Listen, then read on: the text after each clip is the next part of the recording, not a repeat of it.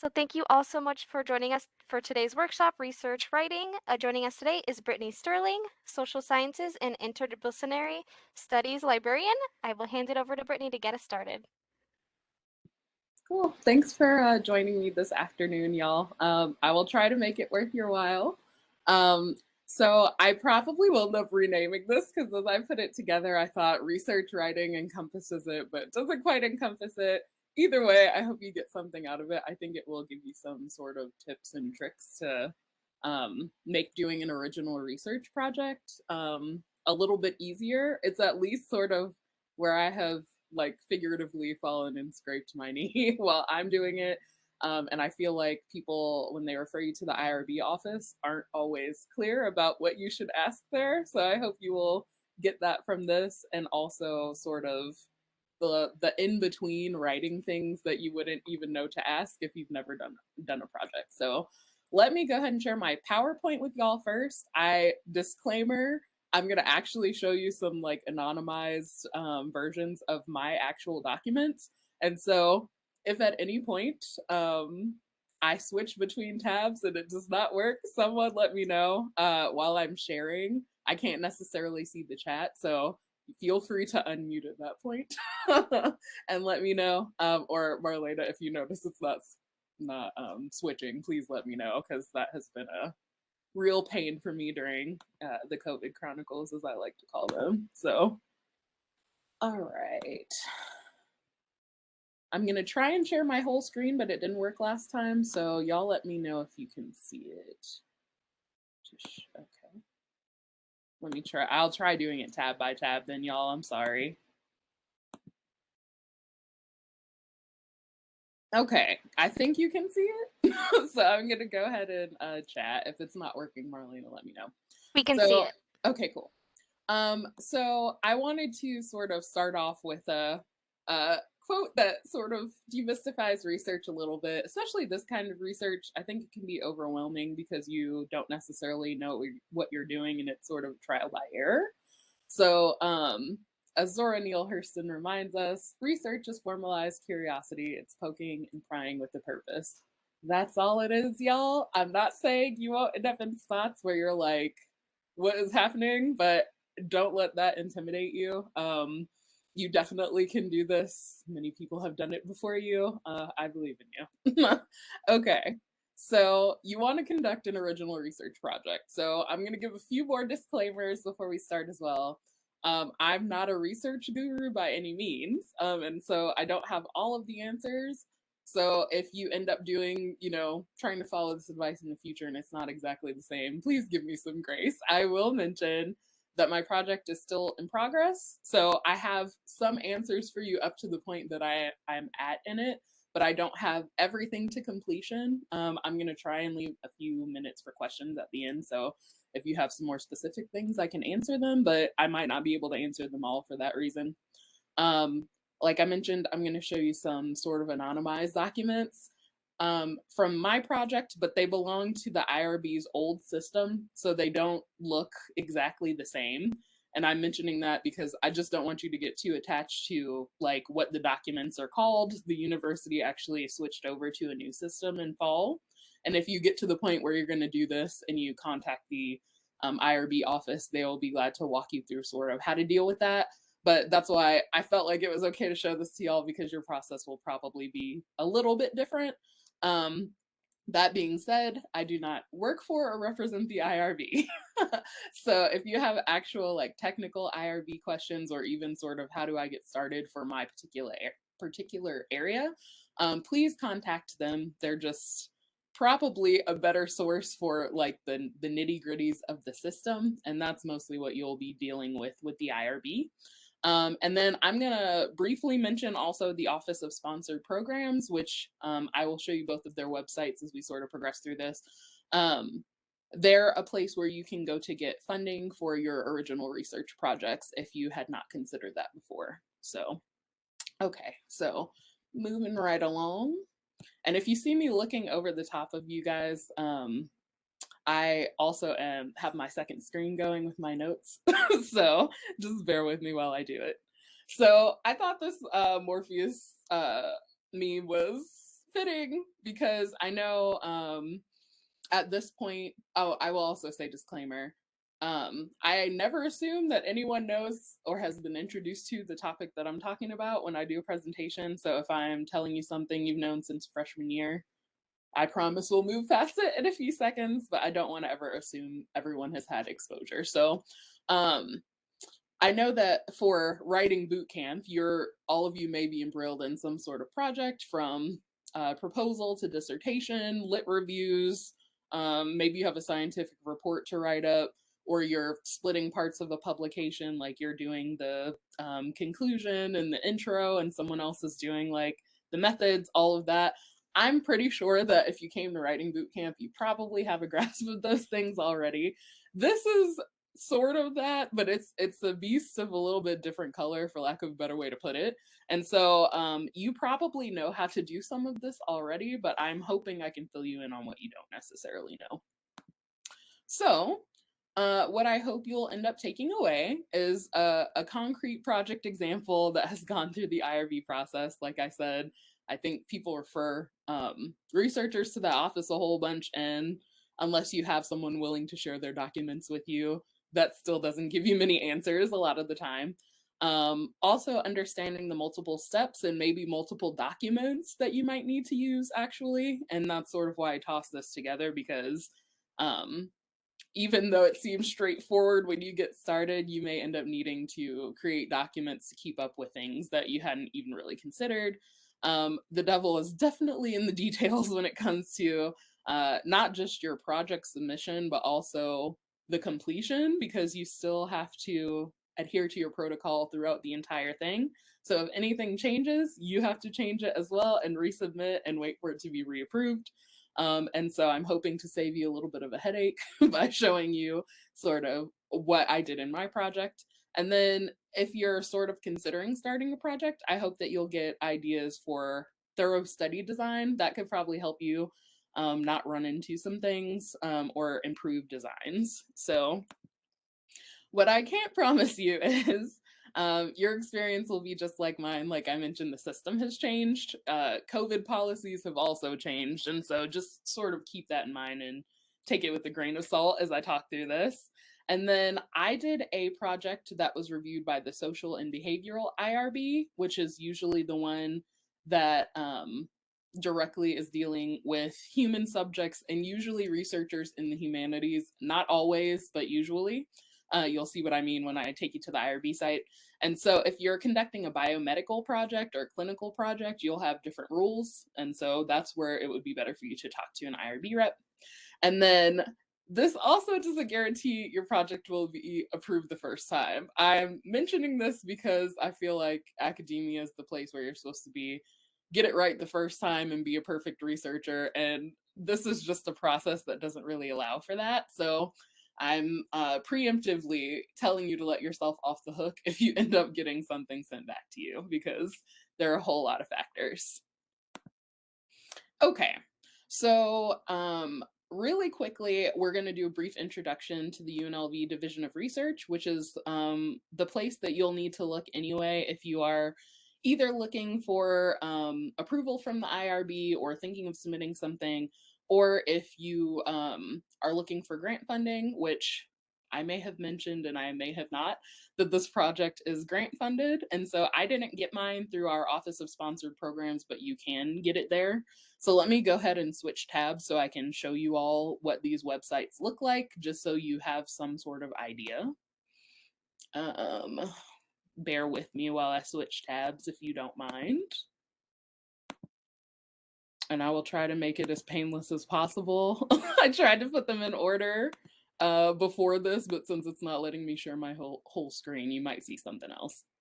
Okay.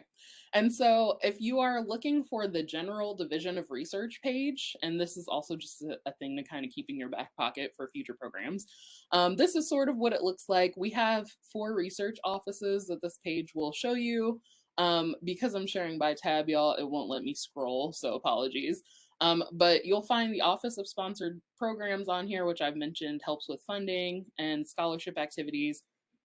Excuse me. There's the Office of Research Integrity, which is where you'll find the IRB. regardless of which IRB you need to submit to. We also have an office for clinical trials, which is usually used by the School of Dental Medicine and the School of Medicine. And then we have a fourth one that is like this, I think, the Office for Undergraduate Research. So I know that you all are sort of out of that pool, but if you happen to be mentors to undergraduate students, or you want to pull an undergrad into your original research project, you may have to look at that office's requirements too, and that's why I'm sort of mentioning it. So since I can't scroll, I'm gonna move away from here and I will show you these other two. Like I said, thank you for bearing with the tab switching. I just don't seem to have another way to do this. Let's see here. Sorry, so many tabs, so little time. Okay. Okay, so this would be the full IRB page if I could share it with you all the way that I wanted to. You can find the Office of Sponsored Programs later if you need to, but this basically just sort of gives you a rundown of what the IRB does. It basically is seeking to safeguard the rights and welfare of human subjects involved in research conducted by UNLV faculty, staff, and students. And basically that boils down to making sure there's informed consent in the study, meaning that no one feels tricked into whatever it is they're asked to be they're asked to participate in. Sorry about that, y'all. I don't know, I'm tongue-tied.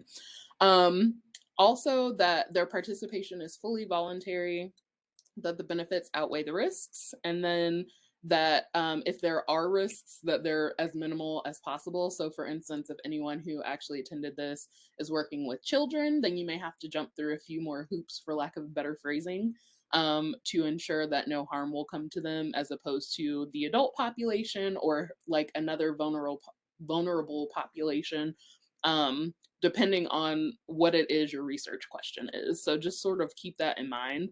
And I will say, top of this presentation, one of the things, if you're a person ruled by deadlines, that you'll want to do is to add in extra time on top of your extra time to make sure that not just writing is getting done, but that you're factoring in the fact that the IRB only meets, it meets monthly, but your project due date might be due a month before that meeting. So you have a lot of sort of extra wiggle room.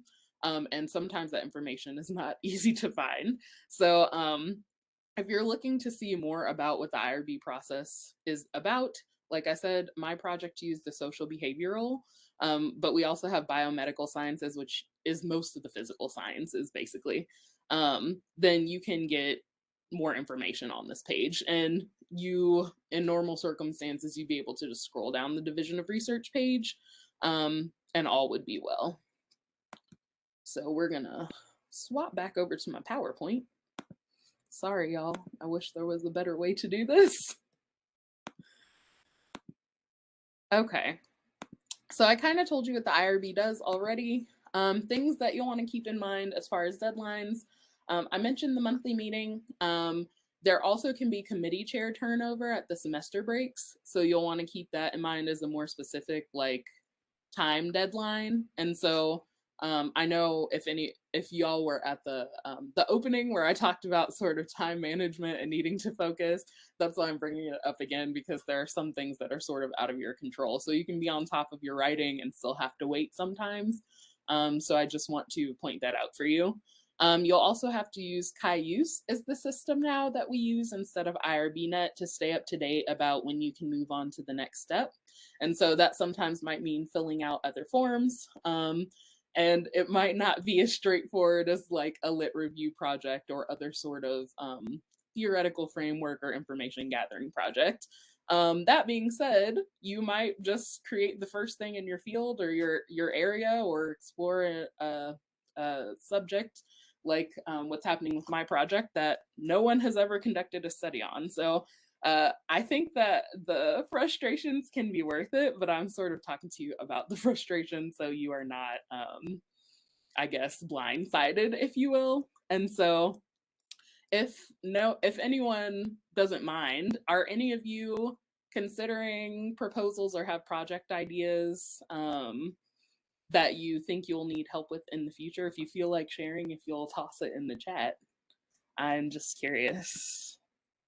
And it's also okay if you are not. I'm just sort of curious what y'all are up to. I might be able to help you more like that.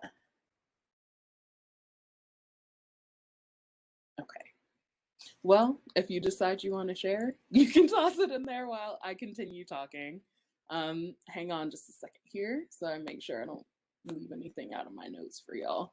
I know you're wondering, like, when do we get to the writing part? I promise it's coming up, but all of this is like super necessary before you start writing, or you will have to go back, unfortunately, and do some more writing. Okay. So, back to my PowerPoint. Sorry, this tab at a time thing is really annoying. Okay. So I'm sure at this point you may or may not have written a proposal. I don't want to assume. But usually proposals are comprised of these parts, right? Like there's usually some sort of abstract or sort of mini synopsis. We've got an introduction of some kind, a problem or thesis statement of some kind, objectives for the proposal, maybe methodology if it's asked for, and then references if you are trying to build on someone else, or like in the case of my project, there's a gap in the literature, and that's why we decided to take on the research questions that we asked.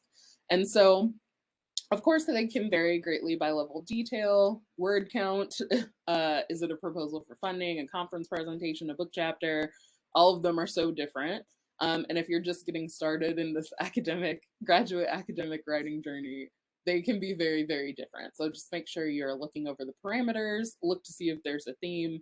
That doesn't usually happen with the IRB, but just want to toss that out there. You also might need a short form and a long form version of anything you're asked to write for a proposal, and this ended up sort of happening in this project. And a lot of it will depend on if you're seeking funding or not, and I will show you what I mean in just a second. So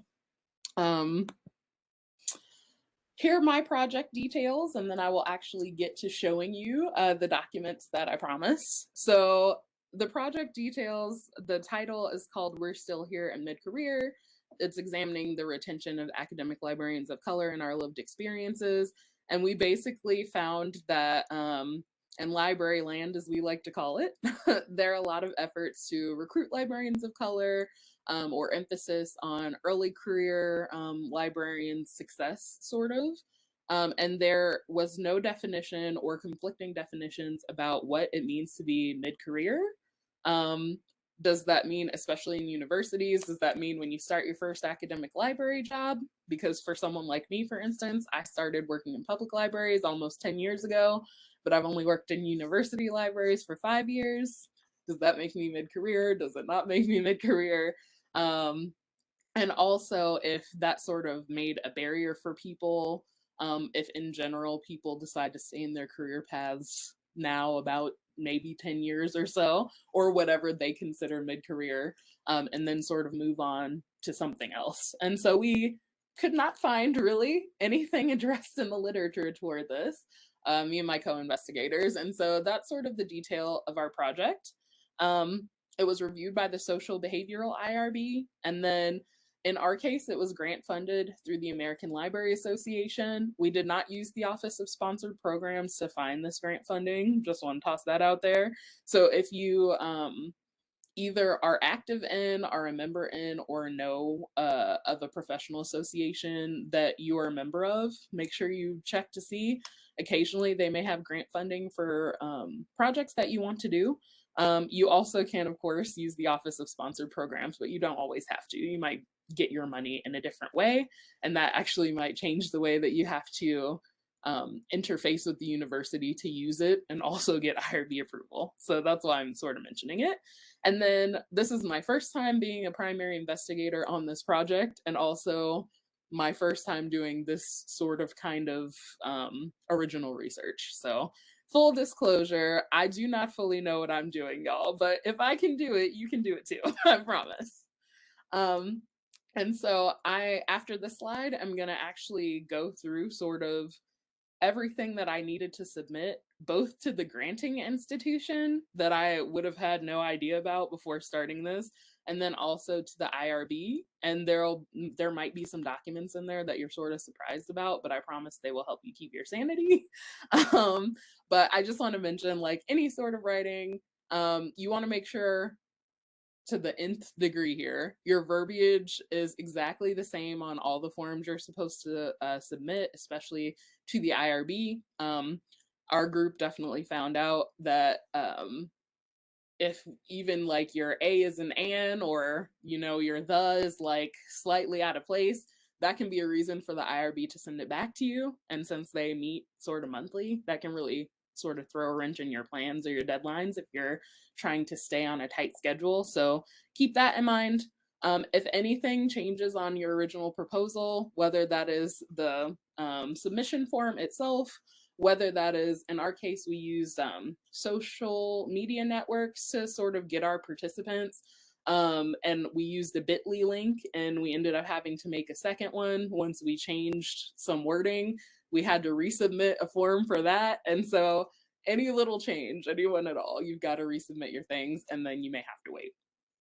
Also, the IRB is comprised of humans, so be patient. And what I mean by that is, in one of those times we had to do a resubmission. I think on our first one where we maybe, it might not have been A and An, but it was something like that. We got sort of a generated message that we needed to go back and make sure things matched. And so we turned it back in and thought all was well.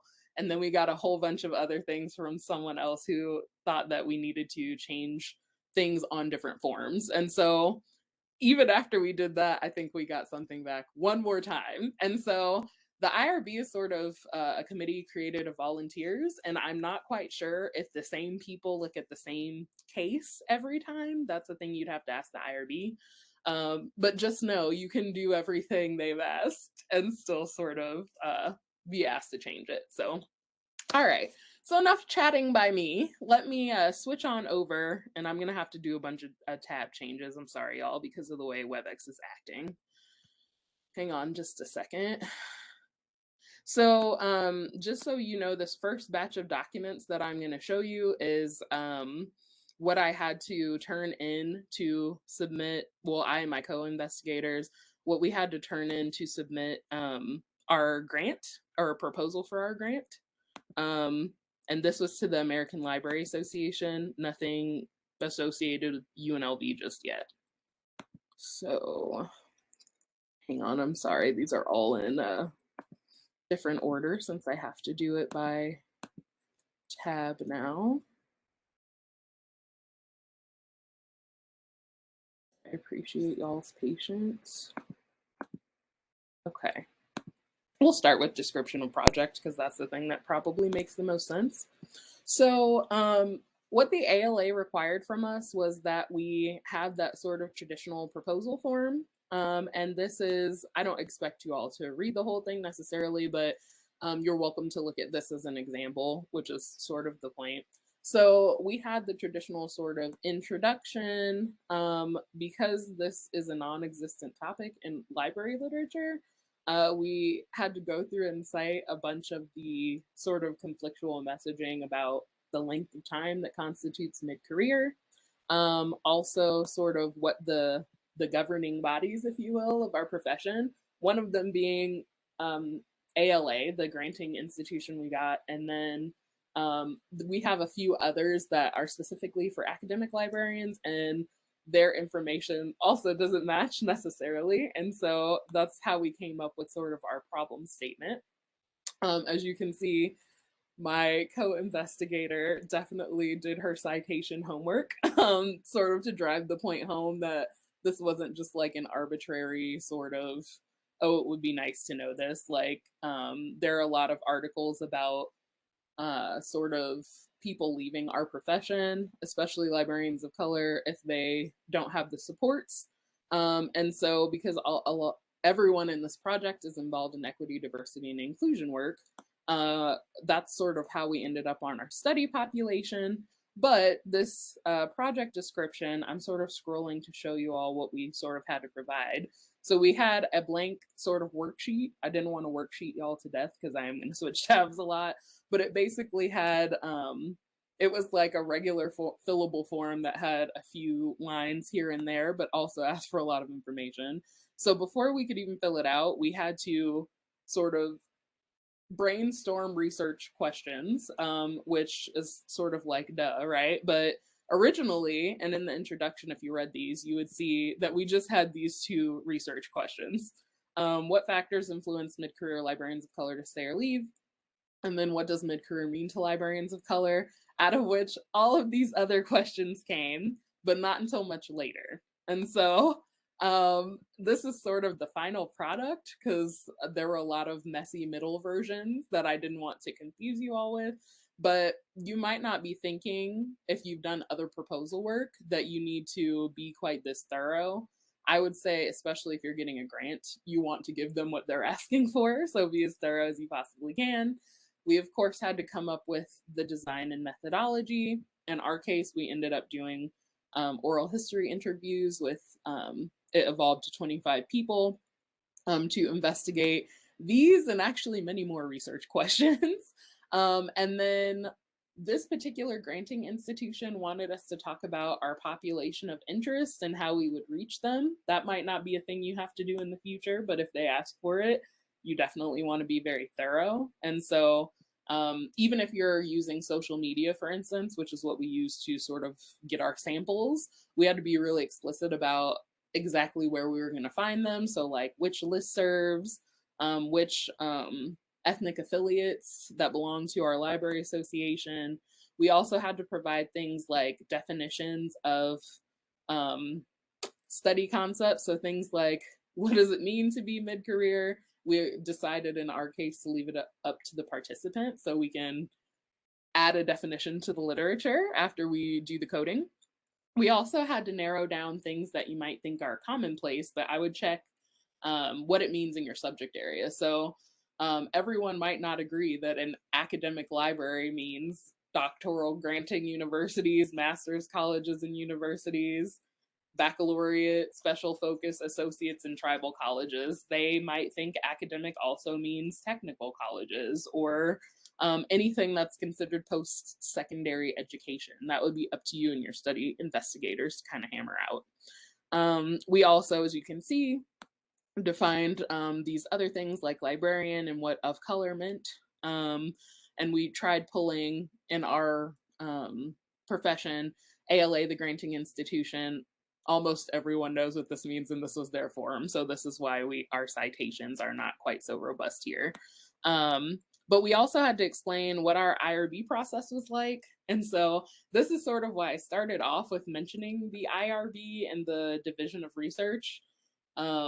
It's more so because you sort of have to think of that potentially before you start writing your first word, really. And so if you're asked to describe what the IRB process is like, you'll already know. Also, what informed consent will mean for your participants, which you both, in our case, we had to outline for this particular form and also by the university standards. If you do something like interviews, which we did, we originally anticipated doing 20-hour-long interviews, and they ended up being 25 interviews between 60 and 90 minutes. And so in this case, we're submitting it to the granting institution, so we had to just mention proposed things, but it's very possible that you might have to, if this is going directly to the IRB, change it as that sort of changed. And then we had to really talk about how we would protect privacy, what data management would be like. If like me, you were new to sort of a data management plan, I will mention that the libraries does have a data services department. We have a data librarian who can actually help with that. If you have no idea what that means, in this case, they wanted to know what written notes and materials we would use and sort of how we would keep people's information safe, which is why I'm not sharing any actual interview answers with you all today. But you might have to think of all that before you ever submit an application. So that's sort of my point in showing you this document. You also might want to think about what analysis you're going to do. So we were and may still possibly be using Atlas TI. It's a qualitative software. And then we had to submit a proposed timeline. This is sort of a copy of our updated one because we had some delays due to COVID, due to some furloughing of the institutions that we ended up working with. And then what the expected outcomes and benefits were. And so this is like a very, very detailed version of a proposal. I don't think most people have to submit. That's why I'm sort of scrolling slowly through it so you get the idea. I know that you all can read, but I just want to like mention there may be things you never thought of having to write up before if you're used to submitting, say for instance, I'm a big presentation gal and we really, I think a lot of times they limit us to 500 words. We ended up doing 9 pages with this, you know what I mean? So, and then of course we had where we disseminate and then like our reference lists because we heavily reference. And so stop sharing that one. Gonna move on to the next one, which was other pieces of the project that you might not necessarily consider if you're used to just writing a traditional research paper. So I'm sure you all have seen a budget before, but I wanted to show you this template just in case. Once again, this is the one for this particular institution. So for ALA, we ended up having to account for things like personnel, professional development, travel. These are little shorthand things, obviously, but if you are looking for grant funding, you will have to have broken down your budget and sometimes be able to tell them exactly what's going to happen before you are able to submit. And so that's why I'm sort of mentioning this. This is sort of one of those forms that could get tossed by the wayside, if you will. But if your math is wrong on any one of these sections, you know, proposal reviewers can be persnickety for any number of reasons. It doesn't always have to do with necessarily the merit of your project, but just that you actually filled out what they asked you to do. So you just want to make sure that you're doing that. In this case, our grant request was for $2,500. Moving on. The next thing that I will show you all is, sorry, I'm having to find it every time. Oh, okay. So I will show you the cover sheet and then probably move on from this part of things because I know I've been talking a minute. We also ended up having to submit a cover sheet.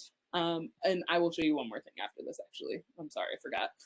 And so you just want to look at the parameters of what you're being asked to submit. In our case, we had to distill those 9 pages down to this one paragraph, which is sort of like for those who have never written an abstract before. Excuse me. I know people have different ways that they like to do it. And so if you write your abstract first, then that can be very helpful with something like this. But you might need to, especially in my case, for instance, I have 2 co-investigators. And so we had to meet a few times to even see what it was we were trying to investigate and clearly hash it out to give it the best chance of success before we could write up an abstract. Also, in this case, I had to show my ALA member number because being a member of that organization was one of the only ways you could get that grant funding. And then I think lastly, I will show you guys this CV that I did. And I know that you all likely have CVs of your very own, but I'm sharing it for a reason, I promise. And so, okay, here it is.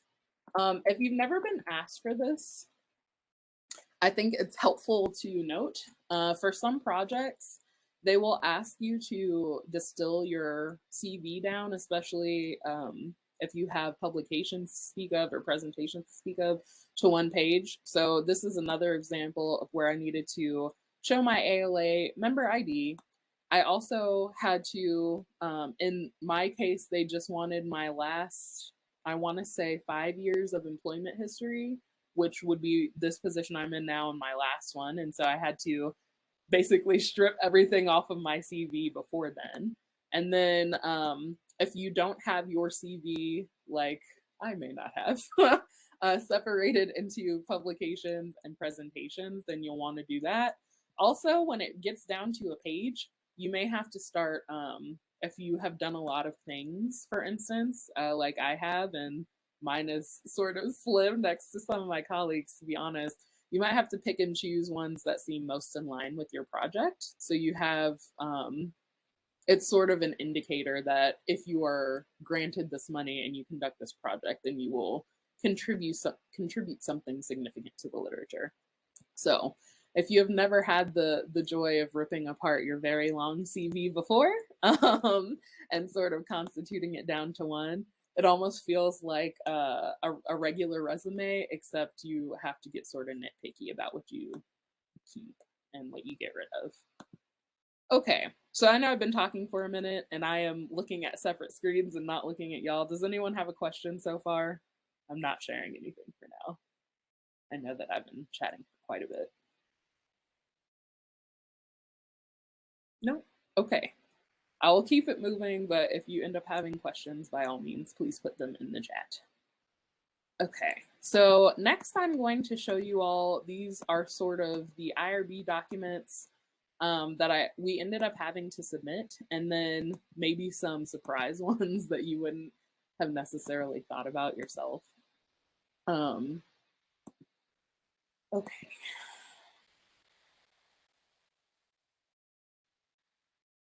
Okay, so we'll start with the main one here. So this is really the main research protocol proposal form. I would assume this is probably similar still, but it's just housed in a different place. So you'll end up having this sort of 8-page form to fill out depending on your subject. What I will say is, and I didn't want to take up too much time with this at the beginning, when you're going to be working with human subjects, you will have to get something called a city certification. And when you get to that point, you can ask the IRB office about it. I don't want to confuse you all with too many new terms, but you'll have to have that complete before you ever submit this. And so once you have a project idea, I highly recommend contacting them so you have some sort of idea, because sometimes link pathways are not working or things can be broken, and it's just so much easier to talk to someone. So in my case, because we had what we thought would be an exempt proposal, which is another thing the IRB office could explain to you. This is sort of what the protocol proposal form looks like. You have to, of course, have your title fleshed out. You need to be able to say who will be the primary investigator. In this case, it's me. If you're having fellow investigators or co-investigators, you would fill out their information here, of course. And then you will see this in another form as well. There's a form called the additional team members form, where this is pretty straightforward. You just use their examples to explain how much experience people have. But for instance, I know a lot of times people use student workers to finish projects, or you might have someone in a project who is affiliated with the university but is not necessarily employed by the university, and then that's one of those places where it's easier to just ask the IRB more and more. In my case, it was 3 faculty, and so it was fairly easy for us, and we all have different levels of experience doing this. And so even though this is sort of shorthand, these are the little places where it's easy to like mess up the AN, or like have a space in the wrong place or something like that. So I just wanted to point it out to you all. In our case, we were hoping to, sorry about that. We're hoping to finish this protocol by October. We'll see, y'all. COVID has definitely changed our plans quite a bit. And this is a good example of, I know I was sort of slowly scrolling through my description of project before, and you all might have gleaned different things from that. Why I was doing that is because you will end up doing a lot of copying and pasting if you write it all up in one place the first time. And so they're asking a lot of similar questions here to things that we already described there, sort of populations of interest, our definitions for things, who will we specifically be using, and like I was mentioning at the beginning of this, it can be the IRB goes out of its way to protect vulnerable populations. And so especially folks like children, those who might have mental illness, pregnant women, prisoners, those kinds of things. If anyone's ever heard of the Milgram prison experiment or like the blue eye, brown eye experiment. It's to avoid having things that ended up being very harmful to the participants afterward. Even though we ended up learning things, people had really adverse reactions after. And so we also had to mention once again how we'd recruit. We use personal social media accounts, online librarians of color communities. We use different sampling methods. If you got to this particular form, of course, you would see how it applies to whatever it is you're going to come up with. But there's also the purpose of study, and I hope by the time you'd be looking at this form, you'd know that. But I also feel like people tell you to go look at these and you may have no idea just yet. And so that's part of the reason for this presentation. We also had to mention what kind of instruments we were going to use, which even if you work through your methods, you may not have fully thought of. So we used a combination of survey, interview questions, and demographic questions. You'll want to be that specific. You have to be really specific about the consent process and sort of how you will inform someone of what's supposed to happen in the study, what you'll do with their information, that kind of thing. And then gets down to the little bit more tricky part, which is, and this is where you'll really be sort of critiqued, if you will, if you're not quite clear or if your verbiage doesn't match up exactly. And the privacy and confidentiality, exactly how you're going to keep that safe, you may really need to think about. And it sounds like a silly thing to think about how you will write it out, but I'm mentioning it because this is one of the places that we ended up getting this form sent back to us, actually. And it made perfect sense in our heads, of course, but you have to be able to articulate it to the IRB because they don't know. They're not in your project, of course. And so you also have to mention how you're going to minimize risk, including side effects, stress and discomfort, psychological risks, social risks, and then explain exactly how you're going to do that, which probably seems, once again, very rudimentary, but definitely takes some thought of how to articulate it so it makes sense to people who are outside of your group. And then you'll have to talk about, again, sort of the cost in time and compensation. And then if you happen to be using participant incentives, which is a thing that I forgot to mention to y'all earlier, detail of our project, we did end up giving Amazon gift cards to our participants. So you have to sort of further explain how that's going to work. In our case, because we have some active associations with librarians in Canada, we had to really be clear about our words about the amount of that money, because we're working in US dollars and they're working in Canadian dollars, and we had to figure out, are we going to do a conversion? Are we going to, you know what I mean? Or just say like, you will get a $25 USD gift card and you can use it for what it is in Canada, that kind of thing. So it seems really silly, but also will save you some time and a headache. I promise. I promise. We have a few more to go and then I will stop for questions. So let me get back to my tabs. Okay. So I mentioned additional team members to you all already. I don't think you necessarily need to see that. I will show you what our interview script ended up evolving into, and this was a thing we did have to share with the IRB, and so I think it's relevant here. We started out with I know you saw our description of project, and then we sort of had we're just playing around with these questions as a group. We did all our brainstorming as a group, which may or may not work for your team. And so this is sort of what we ended up coming up with. And so to be as inclusive as possible, all of us introduced ourselves with our pronouns. We introduced our titles, especially because we were interviewing basically strangers from all over the country who happen to be librarians of color. We also, things that you can do that might make your participants feel less, I don't want to say nervous, but like more incentivized to participate, are to like tell them what each person is going to do. And this might be helpful for your group as well if someone happens to be out, or all, in our case, all three of us can be at all the interviews.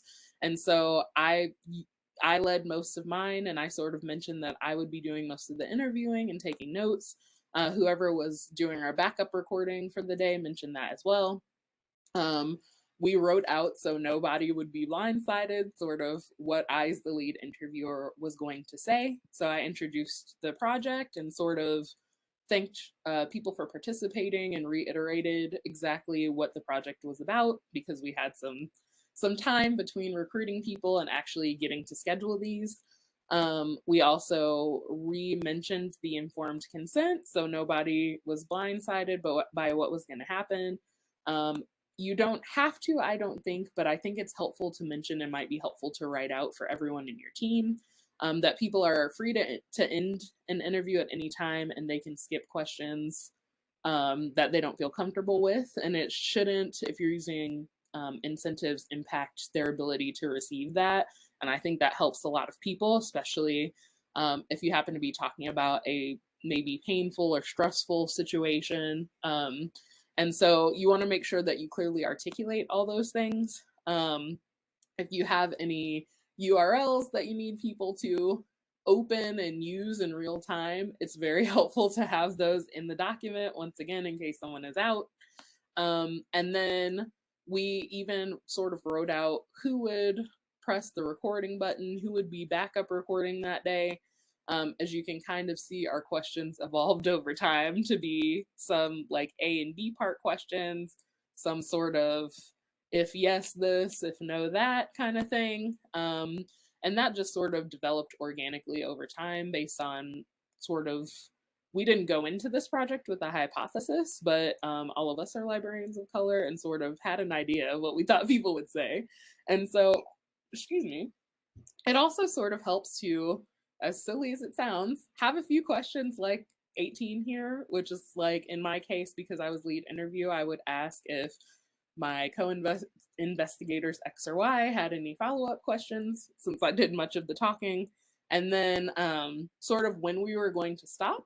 And then part of this project that we were doing, we wanted sort of some referral sampling. And so after we interviewed one cohort of people, we asked them to refer other people to us. And that's sort of what's happening here in this paragraph after the recording stops. And this is just so everyone's sort of on the same page. If someone's out, they all know. And then in this case, because I'm primary investigator, whether I could be in that interview or not, I was the one who would know to expect to hear from people. So you might want to be that explicit when you're writing these things out, even though it doesn't seem like a big deal. And those are the sorts of things that you will have to present to the IRB. Also, this last thing that I'll show you, since I've already bopped around through most of it, is this agenda sheet that we happen to keep. And I think this is not a thing that anyone in the IRB is going to tell you to keep, but I think it's really, really important to keep, y'all, especially if you're working with a group. And so after we got a notification that our project was approved, we sort of carved out some key dates, and this will be different whether or not you are a grant funded project, because those usually have time parameters or presentation parameters, that kind of thing. But we knew when we would have interim status reports due. We also knew when we would have, when the grant period would end for the amount of money we were given, and when we were supposed to turn in the final report. As you can see, these dates have come and gone, and we sort of came up with the suggested timeline section for that very reason. We ended up having to change things. That may also mean writing some or filling in some additional forms.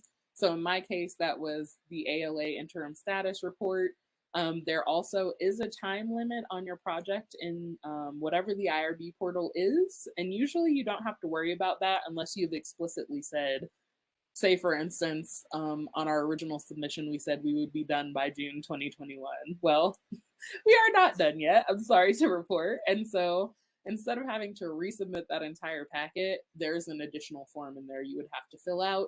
You might have to reconsult any of the forms I've mentioned before this, or like in this case, our adjusted timeline where we talked about exactly what happened and why we ended up waiting. But what I also wanted you all to see is that you will have to turn things in, like literally what you're going to say to the T when you're doing emails to your participants, whether that's a screening email whether that is, in our case, I mentioned we gave out Amazon gift cards. I had to still craft another email that mentioned, like, basically, hey, so and so, thank you for participating in X project. Here's your gift card, and this is the easiest way to redeem it. Let me know if you have any problems, that kind of thing.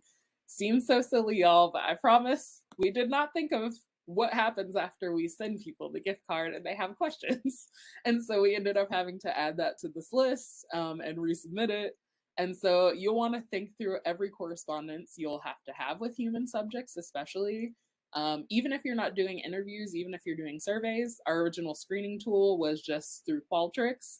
And we had to make sure that our verbiage in there, and I think we also changed a bit.ly link in there, which is why we had to resubmit. If that matches what you submit to the IRB, or we used our personal social media, Instagram more explicitly for a few things. I think we use Facebook, Instagram, and Twitter between the three of us, but the formats for all of those are very different. And so we had to write up slightly different things for each one. And so you'll want to think through all of those. And I definitely think it can be very hard to know this going in. And so I hope I haven't been wholly overwhelming this entire time. But I just wanted to, as quickly as I could, sort of show you sort of the ins and outs of a project, and all these little things that you may not think about doing. Like I said, this key dates and adjusted timeline sort of document is not a thing you're going to get from IRB. They're not going to tell you to keep that. But if you've never done an original research project, how would you know? And your regular organization system might not necessarily work in that way. And so I just wanted to sort of give y'all an insight into what's going on with my project. Like I said, hopefully we'll be done by summer. That'd be great. And I'm always glad to talk to anybody about the process if you just really have regular questions. But especially because the system has changed, you'll probably want to contact the IRB office instead. So that was me talking for 50 minutes, y'all. Does anyone have any questions, or even questions about maybe study design or how to pick a topic or anything like that? No pressure.